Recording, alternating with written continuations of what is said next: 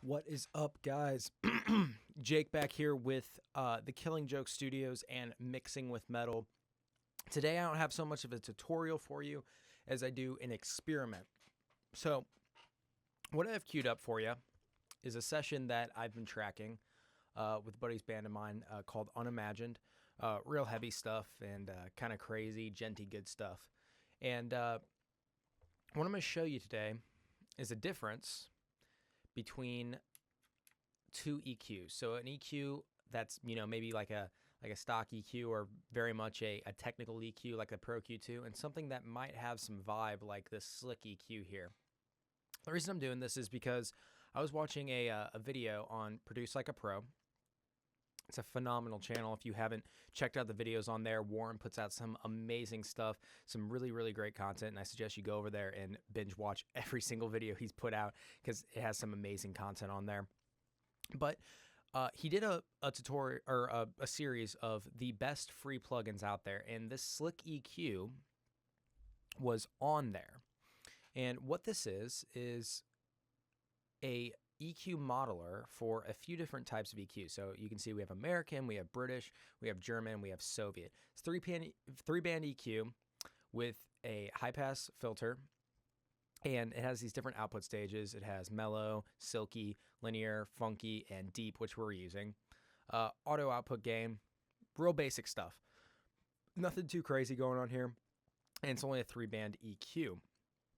So some people might question, well, Jake, why would I use something like this as opposed to using something like the Pro Q2? Maybe my stock EQ that has more bands, more options. I can adjust the Q, I can adjust the slope, I can adjust all this stuff. Why would I use something like this? Why would I even waste my time? Well, that's why I'm kind of here today. So, is to kind of compare these two. So what I've done is I've queued both of these up. I dialed some settings on this Slick EQ here, and I dialed in the exact same settings on the Pro Q2.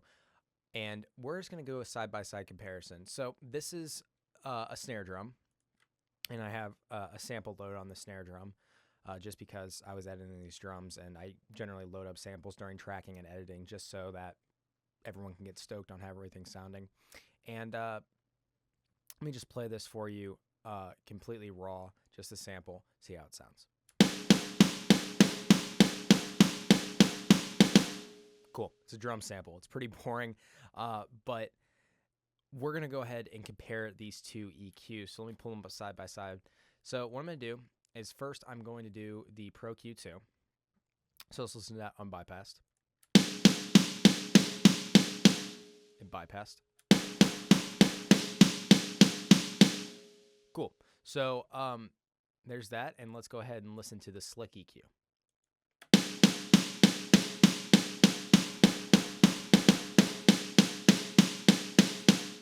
Cool. So what I'm going to do real quick is I'm going to flip back and forth between the two. Is if you didn't hear the differences between the two, really listen to a nasally characteristic, number one. And number two, listen to the low end between the two plugins. So first the Pro Q2, and then we'll switch over to the Slick EQ.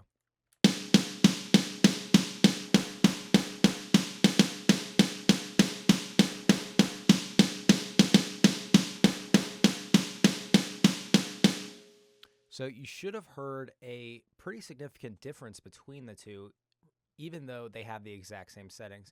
No worries, I have both the gain stages set to auto, so there really shouldn't be any gain differences between the two. But I think it's really interesting here, because here we have this very stripped back EQ, but in my opinion, it sounds a lot better. The Pro Q2 sounds, in this case, very nasally and kind of closed off. Now, that's not to say you couldn't get a good sound out of it with the Pro Q2. Of course you could. I started with the Slick EQ and copied it over to the Pro Q2, and if maybe I start with the Pro Q2 and copied over to the Slick EQ, it might be a very different story. But I think this proves that there is a place for plugins like the Slick EQ inside of our mixing workflow. Now, like I said before, this is a free plugin, so if you haven't gone and downloaded it, I highly suggest you go and do that because there's some amazing stuff in here, especially the different models. You can really experiment and really get a great sound with it, but in my opinion, it just sounds a little bit more open. You get not so much that nasally characteristic, and the low end kind of drops out. So it's not so much this kind of cardboardy sounding low end, but it kind of has weight. The snare has a little bit more weight to it. So one more time, slick EQ bypass and then slick EQ in.